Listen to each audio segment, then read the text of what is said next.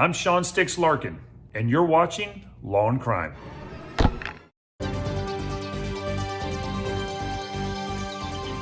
But we have unbelievable news. Robert Durst, who was convicted of killing multiple people, charged with multiple people, but convicted of killing Susan Berman and was to stand trial for the killing of Kathy Durst. He has died. That is right. Robert Durst died this morning, according to the Department of Corrections. And so I want to bring in our two guests here to talk about this. I mean, obviously, because of that death, he will never face charges that have been filed in New York for the death of Kathy Durst. But with regard to Susan Berman, he was given a life sentence. Gene Rossi, his attorney, said he had planned to appeal that sentence. I mean, these are unbelievable developments. Before we get into the legalities of what's going to go on here, just give me your initial thoughts after everything and all the time this community and everybody has gone through, especially the Law and Crime Network that has covered him gavel to gavel from the beginning. This is really, I mean, it's not, I guess, unexpected given his health condition, but it really is amazing nevertheless. Well, you know what it says is that people who have a lot of money, and you mentioned this during a break, Jeffrey Epstein, Ken Lay of Enron, he passed away after his trial and he was found guilty. Now Robert Durst. It just shows it's very difficult to prosecute and convict people with wealth. Let me repeat that. It's very difficult to prosecute and convict people with wealth. And at the end of the day, with Robert Durst, I got to tell you, during that trial, watching him, I'm surprised that his health lasted this long, because during the trial, he did not look good at all. So I'm not shocked, but the victims, Susan Berman's family, relatives, they're not feeling that justice was done. You know, Gene, I just want to go back to you on this. You know, while we were watching that trial, and I'm sorry to say it, but I had a lot of problems in LOT caps of how the prosecutor presented that case. And we were all talking about what the appellate issues would be down the road. And I know one of my guests made a very perhaps prescient statement that they don't really care because they don't think he's going to survive the appellate process. So just talk to us a little bit about if he were to appeal it, or if he does appeal it, that conviction doesn't stand. Do you have any insight? And I know each state is different, so I don't want to hold you to this particular state, but any insight as to what happens if it's appealed, because it's not really a final conviction at that point in time, no? Oh, and you're addressing that to me? Yeah. Yeah. I think now that he has passed away, I don't think they have any legal remedy. I guess they could possibly file what they call a coram nobis, which is a writ to clear the name of somebody. But I think if somebody passes away after a verdict of guilty and a sentence of life, even though the appeals have not been exhausted, I don't see any remedy. Yeah. Karen, what are your thoughts about that? Let's start with, first of all, let's start with your general, are you shocked to hear this? I mean, even though we know he was in poor health? Well, seeing how he looked on TV with the trial pending, he looked very, very severely ill. So I agree with Gene. It's amazing that he even made it through the trials. He just looked so weak, and I wouldn't have been surprised if he passed away during that process.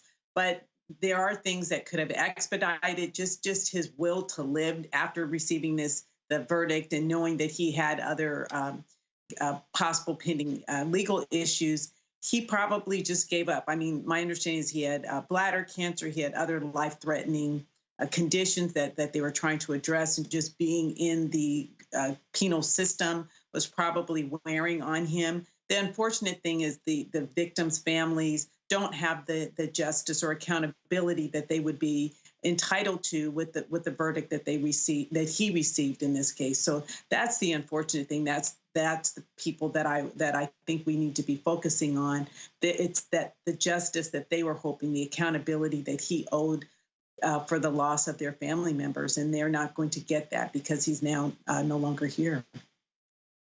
Yeah, so I'm asking the producers to look into it. I think I'm pretty confident I know the answer of it, Karen. But I know that if the case is pending appeal, my question becomes if you're within the time frame to file the appeal but have not yet done it, whether or not, I mean, he has a right to an appeal. So it seemed to me that that conviction is in serious jeopardy one way or the other, and could actually be vacated because if he's within that time to appeal but just hasn't, he still had the right to do it. And if the lawyers are saying he intended to do it, what do you think happens to that conviction? Does it get thrown out?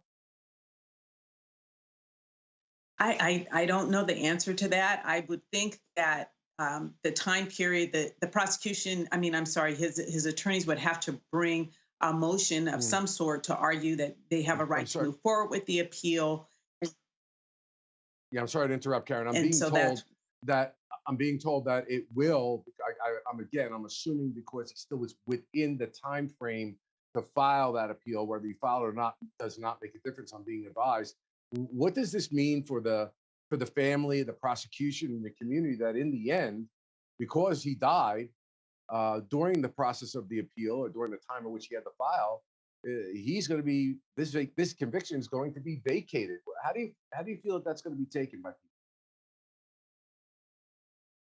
Oh, of course, the family would be devastated, and it's interesting to see whether his attorneys would move forward, what benefit it would be for them to move forward. I'm not sure what support Mr. Durst had in terms of his family or people that would have wanted to see this case from a legal perspective go forward with the appeal. So then we're talking about judicial resources.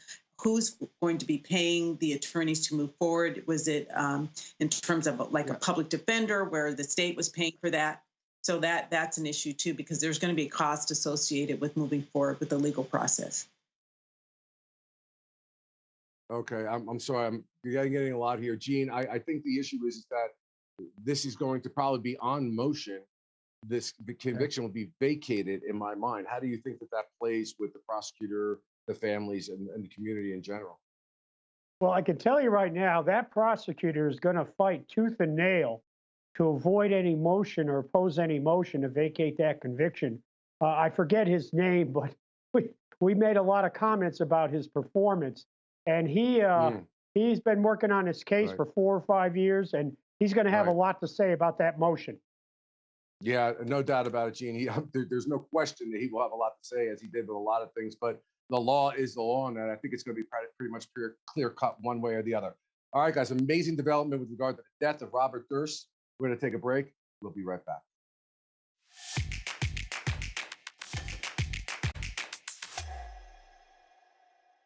Hi, this is Dan Abrams with exciting news for all of our Law and Crime followers on YouTube. You can now get the live Law and Crime Network with YouTube TV for all of your daily live trial coverage, legal news, expert analysis, and original true crime programs. Subscribe to YouTube TV today and then locate Law and Crime in the channel guide. And for only $1.99 a month, you can add the network to your bundle. Watch Law and Crime every day with YouTube TV. We put you in the jury box.